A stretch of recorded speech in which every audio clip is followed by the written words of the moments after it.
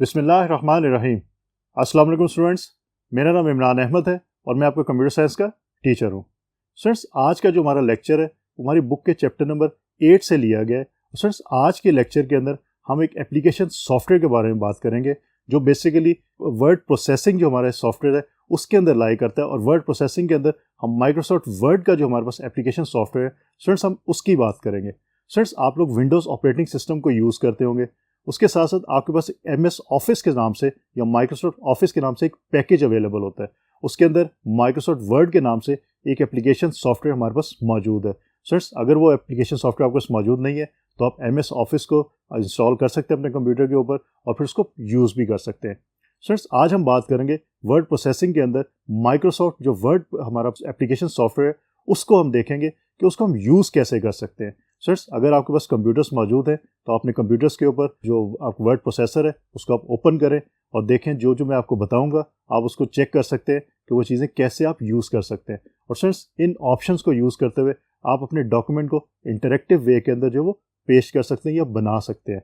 Students, basic मैं आपको बता दूं कि जो वर्ड प्रोसेसर हमारे पास सॉफ्टवेयर होता है बेसिकली वो प्रोसेसर सॉफ्टवेयर क्या करता है, उसके अंदर हम डॉक्यूमेंट टाइप कर सकते हैं, लेटर्स टाइप कर सकते हैं और फिर उनका हम प्रिंट भी ले सकते हैं और कोई भी और काम हम उसमें करना चाहे, कोई रिपोर्ट बनाना चाहे, हम टेबल्स बनाना चाहे, ये काम हम उसके अंदर कर सकते हैं।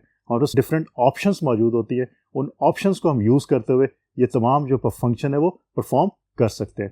स्टूडेंट्स, आज इस सीरीज़ का हमारा पहला लेक्चर है जिसके अंदर हम MS वर्ड के इंटरफेस की बात करेंगे कि माइक्रोसॉफ्ट वर्ड का बेसिकली इंटरफेस क्या होता है। मीन आपको कौन कौन सी ऑप्शंस जो अवेलेबल होती है जब भी आप माइक्रोसॉफ्ट वर्ड जो आपका एप्लीकेशन सॉफ्टवेयर इसको ओपन करते हैं तो आपको जो इंटरफेस प्रोवाइड होता है, ये इंटरफेस नज़र आता है आपको, उसके अंदर कौन कौन सी ऑप्शंस आपको जो है वो नज़र आती है। स्टूडेंट्स, उसके अंदर आपको कुछ जो मेन्यू बार्स, कुछ title bar, standard tool bars, formatting tool bars, drawing tool bar, status bar और डॉक्यूमेंट विंडो, इस तरह की कुछ ऑप्शंस आपको जो नज़र आती हैं। स्टूडेंट्स, इसके बारे में आज आपको मैं डिटेल से बताऊंगा।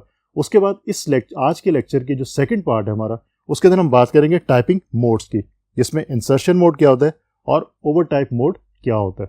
स्टूडेंट्स, आइए पहले ये देखते हैं कि आप अगर माइक्रोसॉफ्ट वर्ड को ओपन करते हैं तो उसके इंटरफेस के अंदर जो आपके पास बार्स अवेलेबल हैं वो कौन कौन सी बार्स हैं, मीन को हम टूल बार्स का नाम देते हैं।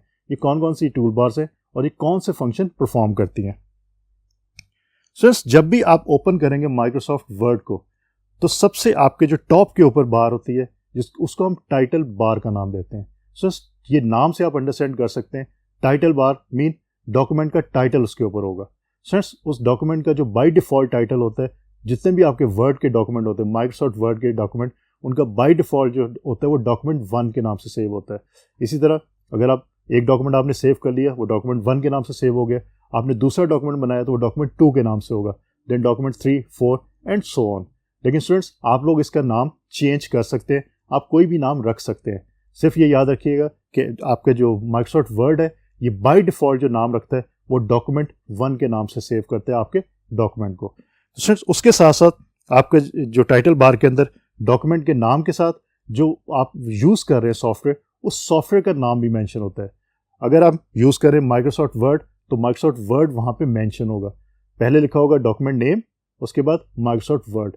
ये दो चीज़ें जो है आपके टाइटल बार के ऊपर मेंशन होती हैं। तो स्टूडेंट्स, ये आप खुद भी देख सकते हैं, आप माइक्रोसॉफ्ट वर्ड को ओपन करें तो आप टाइटल बार के अंदर देख सकते हैं कि आपको वहाँ पे ये दोनों चीज़ें नज़र आ रही होंगी। स्टूडेंट्स, उसके साथ अगर राइट मोस्ट साइड पे जाएं टाइटल बार के ऊपर ही तो आपको 3 आइकॉन्स नज़र आते हैं। स्टूडेंट्स, एक आइकॉन है सिंगल डैश की शक्ल में, जिसको माइनस का साइन कह सकते हैं, उस तरह का आइकॉन होता है। आपका जो सेकंड आइकॉन है वो आपका जो वो स्क्वायर बॉक्स बना हुआ है आपका, और जो आपका थर्ड आइकॉन है वो क्रॉस का निशान है। स्टूडेंट्स, ये आइकॉन क्या करते हैं मैं आपको वो भी बता देता हूँ। स्टूडेंट्स, जो पहला आपका आइकॉन है जो माइनस के साइन से आपको तशबीह दे सकते हैं आप उसको, वो आइकॉन बेसिकली ये करता है, आप जब उसको क्लिक करते हैं माउस के साथ तो वो आइकॉन आपके डॉक्यूमेंट को मिनिमाइज कर देता है। मीन डॉक्यूमेंट को विंडोज़ ऑपरेटिंग सिस्टम की जो बॉटम साइड है वहाँ पे मिनिमाइज कर देगा। उसके बाद आप कोई भी और सॉफ्टवेयर, कोई और प्रोग्राम जो डेस्कटॉप के ऊपर उसको यूज़ कर सकते हैं इजीली।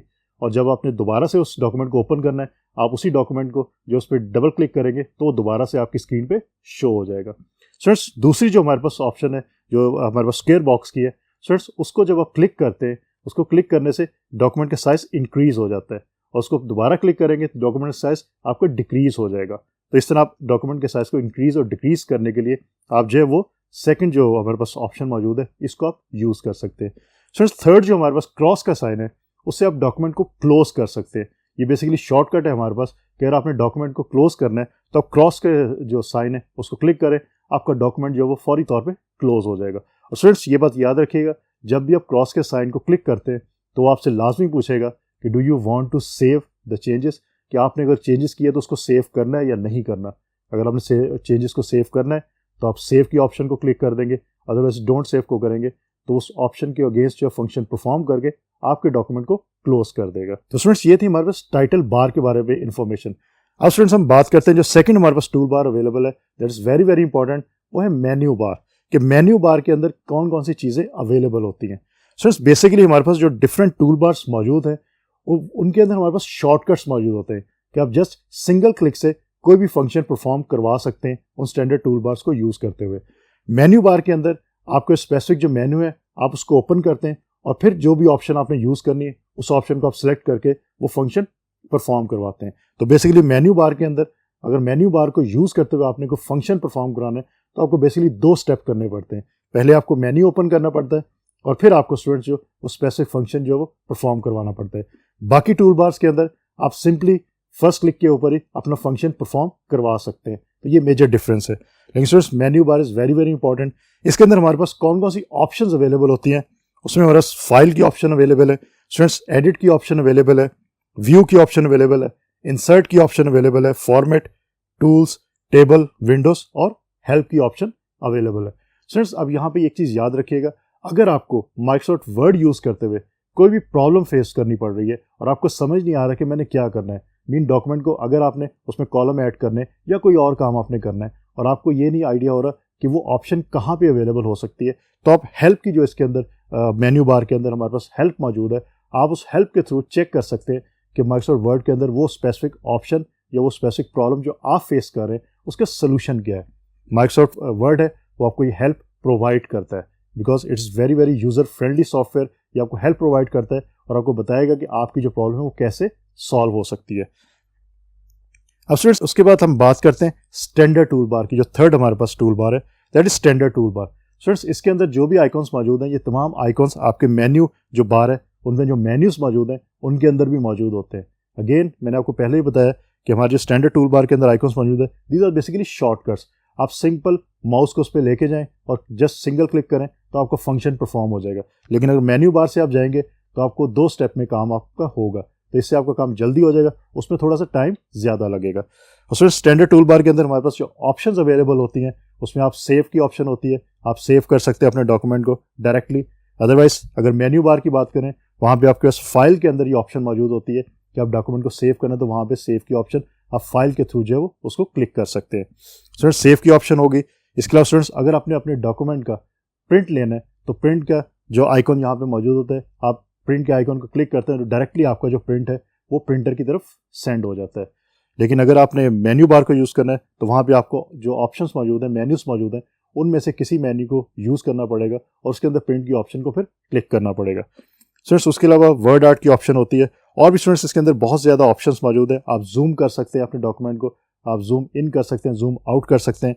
ये तमाम ऑप्शंस हमारे पास स्टैंडर्ड टूल बार्स के अंदर मौजूद होती है। स्टूडेंट्स एक बात याद रखिएगा, इन टूल बार्स के अंदर बहुत सारी ऑप्शंस अवेलेबल हैं, तमाम ऑप्शंस हम बता नहीं सकते, उसका इतना टाइम भी नहीं होता और आप जब डॉक्यूमेंट को यूज़ करते हैं तो हो सकता है कि आप तमाम ऑप्शंस को यूज़ ना करें।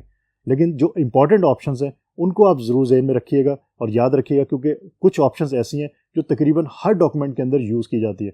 लाइक टाइपिंग के दौरान आप डॉक्यूमेंट को उसका साइज़ इंक्रीज़ करना हो, साइज़ डिक्रीज़ करना हो, फॉन्ट स्टाइल क्या है, फॉन्ट साइज क्या रखना है, अंडरलाइन करना है नहीं करना है, बोल्ड करना है नहीं करना, आपने उसको सेंटर करना है, लेफ्ट अलाइन करना है, राइट अलाइन करना है, उसके अलावा आपने सेव करना है, प्रिंट करना है। ये कुछ ऑप्शंस है जो आपको फ्रीक्वेंटली यूज़ करनी पड़ती है, तो इनको आप अच्छी तरह याद रखिएगा। बाकी ऑप्शंस जब आपको यूज़ करनी पड़े, अगर आपको आइडिया नहीं हो रहा कि वो ऑप्शंस कैसे यूज़ करनी है, आप हेल्प के थ्रू उसको ईजिली यूज़ कर सकते हैं।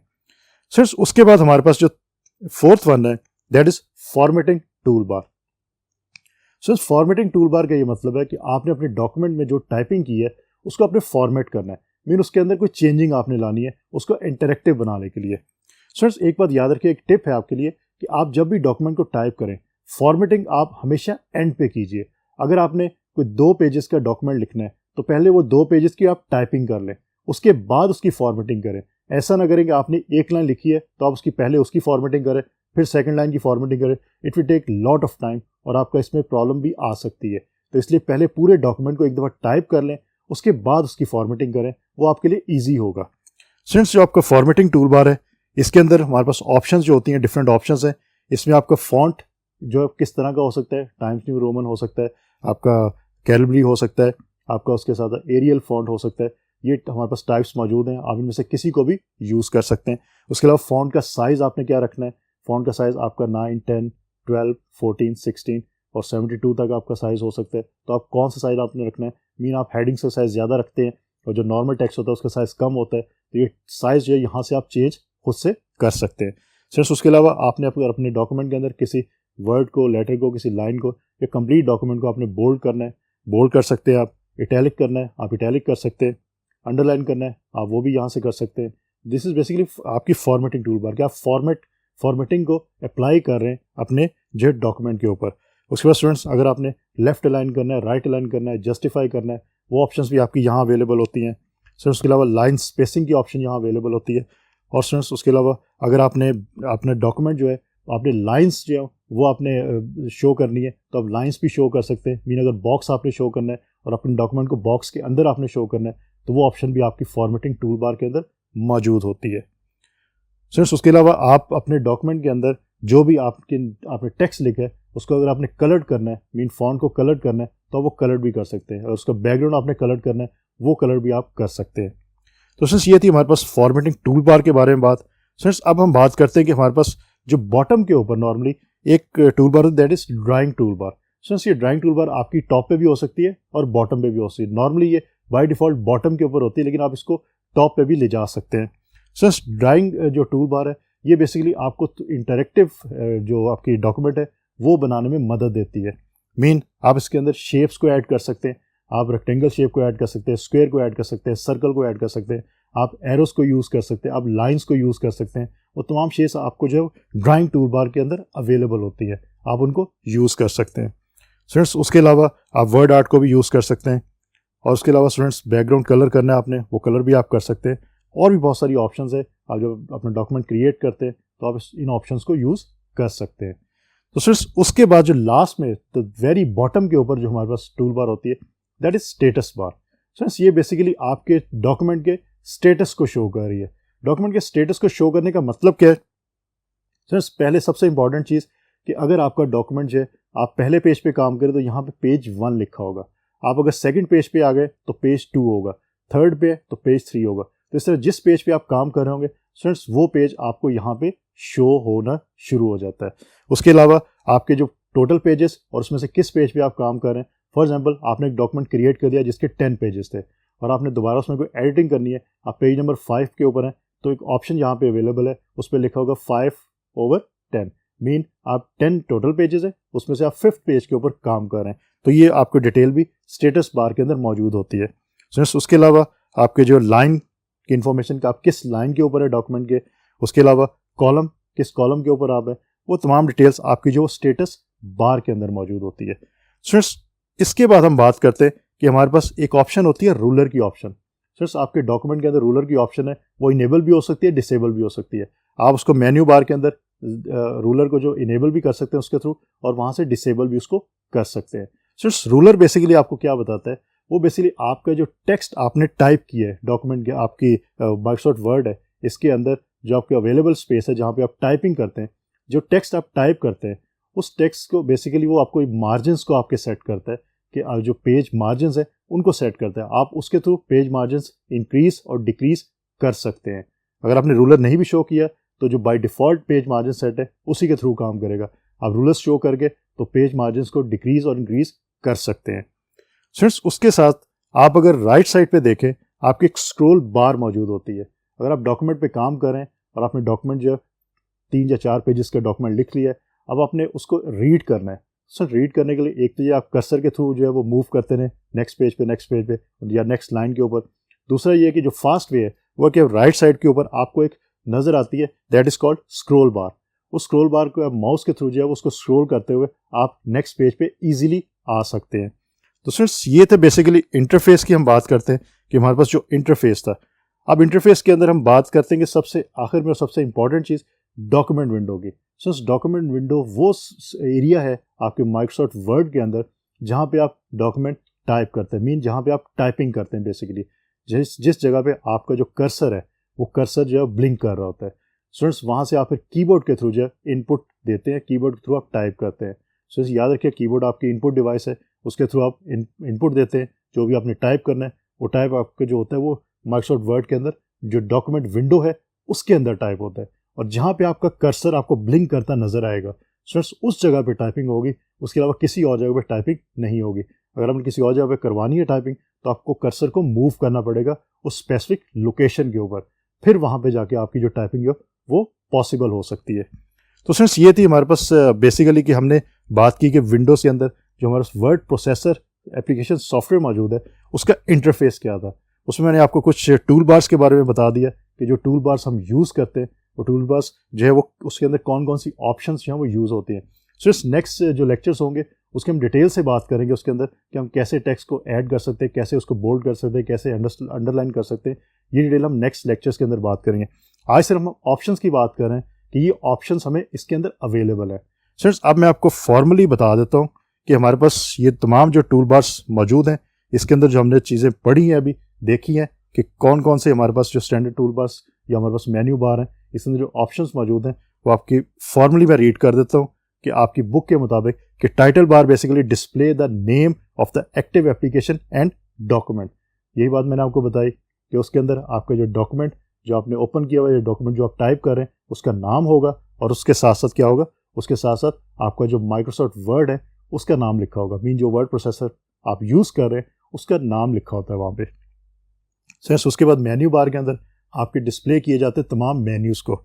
फ्रेंड्स उसके बाद स्टैंडर्ड टूल बार के अंदर display some of the most common word processing task. Friends ये बात मैंने आपको बताई कि ये बेसिकली शॉर्टकट्स इसके अंदर होते हैं कि ये तमाम बेसिकली आपके पास ऑप्शंस मेन्यू बार्स के अंदर भी मौजूद होती है, जो मेन्यूज़ हैं उसके अंदर भी मौजूद हैं, लेकिन स्टैंडर्ड टूल बार के अंदर ये ऑप्शन जो है वो शॉर्टकट है और ये वो टास्क नॉर्मली होते हैं जो बहुत ज़्यादा परफॉर्म किए जाते हैं, मीन जिसमें सेव का, प्रिंट का ये टास्क बहुत ज़्यादा परफॉर्म करते हैं और कंटिन्यूसली परफॉर्म करते हो। तो ये टास्क जो या ये ऑप्शंस आपकी जो है स्टैंडर्ड टूल बार के अंदर मौजूद होती हैं।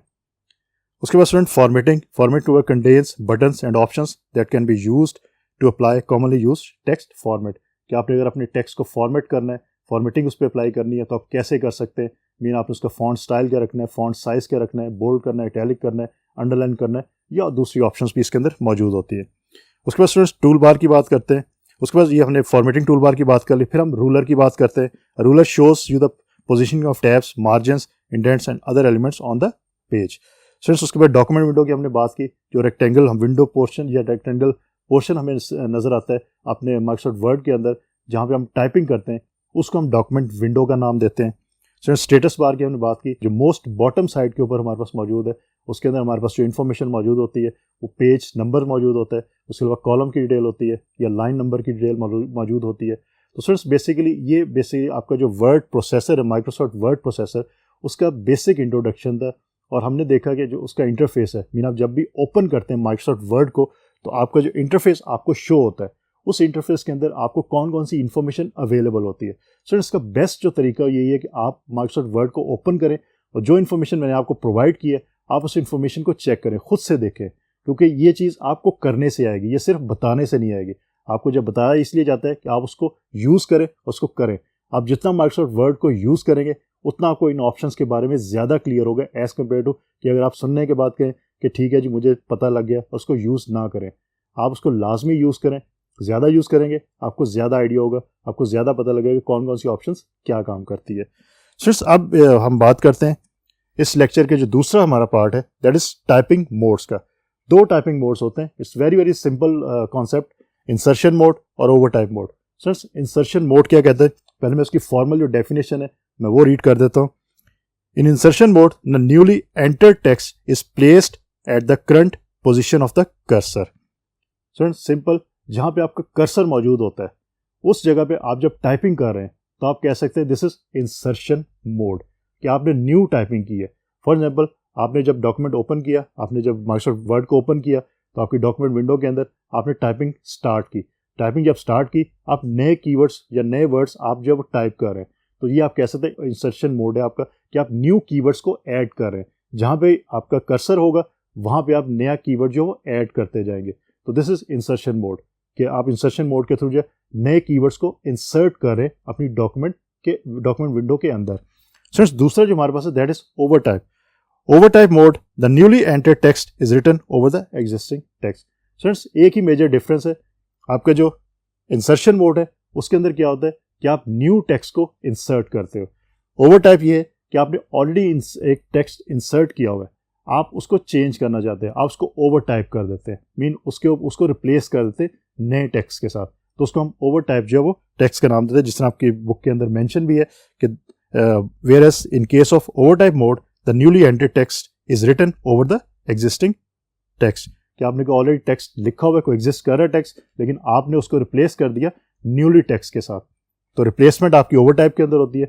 ओवरटाइप का ये है कि आप इसलिए ओवरराइट भी इसको कह सकते हैं कि आपने ओवरराइट उसको कर दिया। तो इंसर्शन मोड है कि आपका न्यूली टेक्स्ट जो है वो लिखा जाएगा। ओवरटाइप है कि जो नया एक टेक्स्ट आपने लिखा हुआ है, ऑलरेडी लिखा हुआ है, उसके ऊपर आप न्यूली टेक्स्ट जो है उसको इंसर्ट कर देते हो, तो वो आपका ओवरटाइप जो वो टेक्स्ट कहलाता है, या उसको हम ओवरटाइप मोड का नाम देते हैं। तो फ्रेंड्स, बेसिकली जो आज का हमारा लेक्चर था उसमें हमने सबसे पहले बात की कि इंटरफेस ऑफ माइक्रोसॉफ्ट वर्ड है वो उसके अंदर कौन कौन सी ऑप्शंस हमारे पास अवेलेबल है, जिसमें हमारे पास ये टूल बार्स की मैंने बात की, कुछ टूल बार्स की बात की, कुछ हमने और बातें की इसके साथ साथ, और ये हमने देखा कि इन टूल बार्स के अंदर हमारे पास जो मेजर ऑप्शंस अवेलेबल हैं वो कौन कौन सी ऑप्शंस अवेलेबल हैं। अब इनको कैसे यूज़ करते हैं अपने डॉक्यूमेंट के अंदर, ये नेक्स्ट लेक्चर्स में हम डिटेल के साथ बात करेंगे। उसके बाद हमने बात की कुछ टाइपिंग मोड्स की, जिसमें इंसर्शन मोड की हमने बात की, और उसके साथ हमने ओवरटाइप जो मोड है उसकी बात की। इंसर्शन मोड सिंपल, कि आपका जो न्यूली टेक्स्ट ऐड करते हैं आप डॉक्यूमेंट विंडो के अंदर, हम उसको इंसर्शन मोड की बात करते हैं। उस केस में आप कहते हैं कि आप इस वक्त इंसर्शन मोड के अंदर हैं। दूसरी हमारे पास टाइप है ओवरटाइप मोड, कि आपने क्या किया, आपने एग्जिस्टिंग टेक्स्ट आपको मौजूद है लेकिन आप उसको नए टेक्स्ट के साथ ओवरटाइप कर रहे हैं या ओवर राइट कर रहे हैं, तो हम कह सकते हैं कि स्पेसिफिक टाइम के अंदर हम ओवरटाइप जो मोड है उसके अंदर मौजूद है। तो स्टूडेंट, ये सिर्फ जो वे ऑफ आपका टाइपिंग है उसकी बात हम कर रहे हैं कि किस तरीके से हम टाइपिंग कर रहे हैं। हम नया वर्ड जो है वो लिख रहे हैं, वो टाइप कर रहे हैं, या हम ऑलरेडी जो कि आपने वर्ड लिखा हुआ है हम उसको रिप्लेस कर रहे हैं। रिप्लेस कर रहे हैं तो ओवरटाइप मोड होगा, न्यू कीवर्ड दे रहे हैं तो इंसर्शन मोड होगा। तो ये बात याद रखिएगा। तो स्टूडेंट्स, होपफुली आज का लेक्चर आपको अच्छी तरह समझ आया होगा। इंशाल्लाह अगली दफ़ा नए लेक्चर के साथ दोबारा मुलाकात होगी। तब तक के लिए अल्लाह हाफिज़।